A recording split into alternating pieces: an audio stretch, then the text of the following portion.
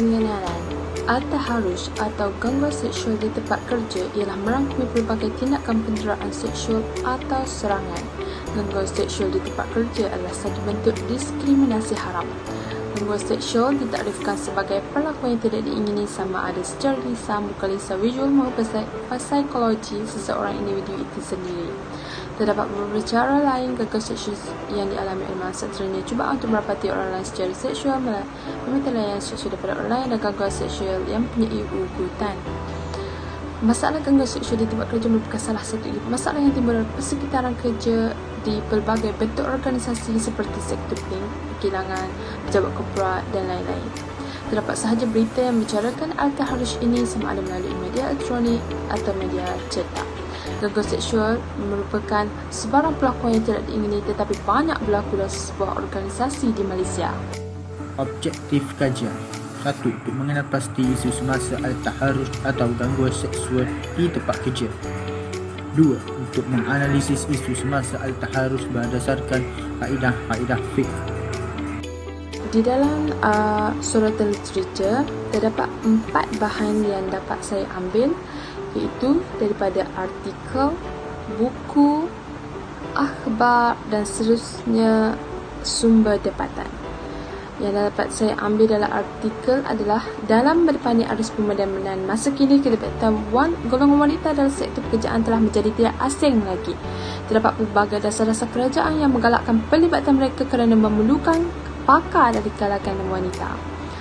Jika gangguan seksual itu berlaku dalam sektor pekerjaan, pihak yang berperanan penting seperti Kementerian Sumber Manusia perlulah mencari jalan penyelesaian dengan menggariskan dengan jelas larangan pembuatan gangguan seksual kerana akan mencemarkan imej sebuah syarikat itu sendiri. Manakala dalam buku pula, berdasarkan perundangan Malaysia, beberapa akta dan peraturan yang digubal telah mengambil kira isu gangguan seksual ini. Bagi sektor awam contohnya, selain penguasaan peraturan 4A, peraturan-peraturan pegawai awam kelakuan data tertib 1993 mengenai larangan melakukan gangguan seksual, Jabatan Perkhidmatan Awam juga telah mengeluarkan Perkelili Perkhidmatan Garis Panduan Pengenalan Kes Gangguan Seksual di Tempat Kerja pada tahun 2018. Seterusnya daripada akhbar, mangsa gangguan seksual boleh didapati dalam kalangan kaum wanita atau lelaki menurut Maulana Shah dan Azizan. Perkara ini namun demikian, kaum lelaki juga terdedah menjadi mangsa gangguan seksual. Perkara ini disokong oleh Berita Harian Online 2020 September. Seterusnya daripada sumber tempatan. Walaupun lebih separuh warga kerja di negara ini pernah menjadi mangsa gangguan seksual, namun hanya sedikit sahaja yang melakukan kejadian tersebut. Ada kajian yang mendapati bahawa hanya 20% sahaja kes gangguan seksual yang dilakukan, manakala 80% lagi berlalu begitu sahaja. Metodologi kajian. 1. Sumber internet. Antara tahun 2013 hingga 2017, terdapat sebanyak 1,114 kes gangguan seksual di Malaysia yang melibatkan 961 mangsa wanita dan 297 mangsa lelaki. 2. Kajian perpustakaan. Gangguan seksual ditakdirkan sebagai perlakuan yang tidak diingini sama ada lisan, bukan lisan, visual dan psikologi.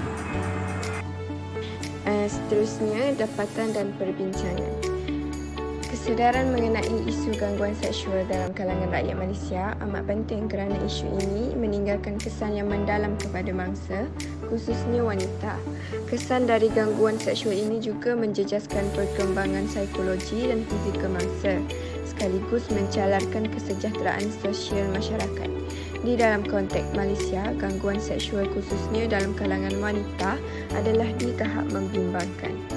Sememangnya gangguan seksual merupakan satu penghinaan terhadap mangsa dan menjatuhkan maruah mangsa dan dilihat sebagai suatu tindakan diskriminasi jantina yang bertentangan dengan prinsip layanan saksama dalam kehidupan seharian di antara lelaki dan wanita. Fenomena gangguan seksual menghalang perkembangan budaya, masyarakat penyayang dan masyarakat adil.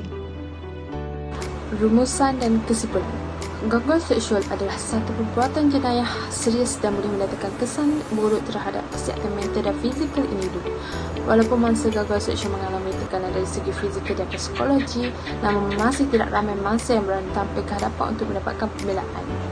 Sememangnya, gangguan seksual merupakan satu penghinaan terhadap mangsa dan menjatuhkan maruah mangsa dan dilihat sebagai suatu tindakan diskriminasi yang bertentangan dengan prinsip akidah.